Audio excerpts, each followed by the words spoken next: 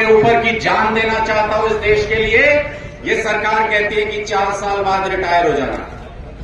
जब खाद मांगने जाओगे खाद नहीं मिलेगी, जब फसल का रेट मांगने जाओगे फसल का रेट नहीं मिलेगा, जब फसल खराब हो जाएगी तो मुआवजा नहीं मिलेगा। आपके साथ हर पल इंसाफ इस सरकार ने छीन लिया आपसे नाइंसाफी होती रही हर पल, और अभी भी होती है। लेकिन अगर कोई हमारी धरती के साथ खिलवाड़ करने का कोशिश करे, लेकिन अगर कोई स्वाभिमान के साथ खिलवाड़ करने की कोशिश करे तो फिर लड़ना जरूरी हो जाता है। और ये जो लड़ाई जिसकी आज याद में यहां पे बैठे हैं, ये लड़ाई भी ऐसी ही लड़ाई थी। आपसे आपकी जमीन छीनना चाहते थे, आपका स्वाभिमान छीनना चाहते थे। कहते हैं कि स्वाभिमान पे आंच आए तो टकराना जरूरी है, जो जिंदा हो तो जिंदा नजर आना जरूरी है। ये वही लड़ाई थी। ये 19 शहीदों के लिए आज यहां पर हम इनको नमन करते हुए एक श्रद्धांजलि स्थल बना रहे हैं, इनको याद करें, इनकी कहानियां सुनाई जा सके। लेकिन मैं चाहता हूं एक ऐसा दिन आए, एक ऐसी सरकार आए जो 700 शहीद हुए इस आंदोलन के अंदर, उनके गांव में, उनकी जगहों पे उनको भी इसी तरीके से श्रद्धांजलि दी जा सके, श्रद्धांजलि स्थल बनाए जा सके, ताकि इतिहास बन जाए ये कुर्बानी जो इन लोगों ने दी। और किस लिए कुर्बानी दी?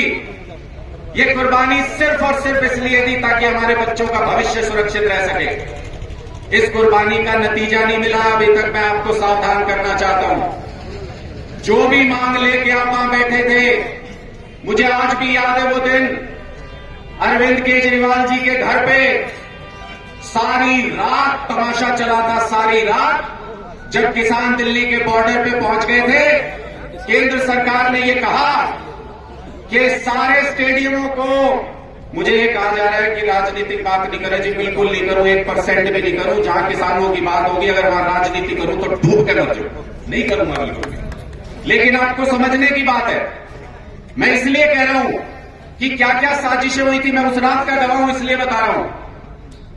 उस रात को केंद्र सरकार की तरफ से यह कहा गया तारी सरकार भंग कर देंगे, तुम आके सरकार नहीं चला पाओगे एक दिन के लिए भी।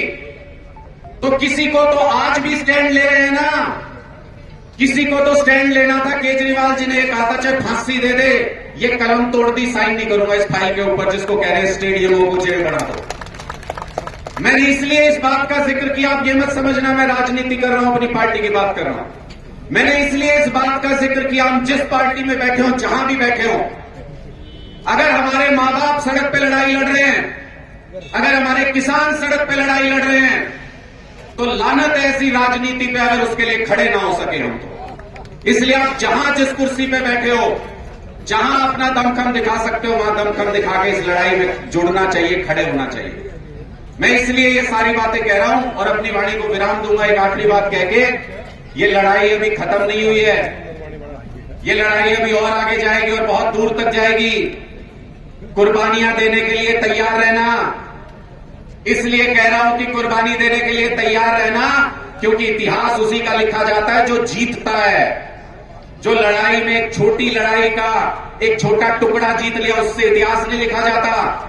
जब इस तानाशाही सरकार को पटक दोगे, पलट दोगे, तब आपका इतिहास सुनहरे अक्षरों में लिखा जाएगा, उसके बिना नहीं लिखा जा सकता। इसलिए इस लड़ाई को आगे बढ़ाने में, अपने हक को, अपने स्वाभिमान को बचाने में आप सबसे गुजारिश करता हूं कि तन मन धन से, पूरी ताकत से इस लड़ाई को लड़ना है। मेरी जहां जरूरत होगी, मैं भी किसान परिवार से आता हूं, मेरी जहां जरूरत होगी, सीने पे बंदूक भी लगी होगी तो 1 इंच कदम पीछे नहीं हटेगा। मैं आज आपके बीच में ये वादा करके जा रहा हूं। बहुत बहुत शुक्रिया आप सभी का इस अच्छे अवसर पर कि हम अपने शहीदों की कुर्बानियों को सिर्फ एक मौत समझ के व्यर्थ नहीं जाने दे रहे, बल्कि उनको याद रखेंगे ताउम्र, उससे सीख लेंगे और आगे अपने बच्चों के लिए संघर्ष करेंगे।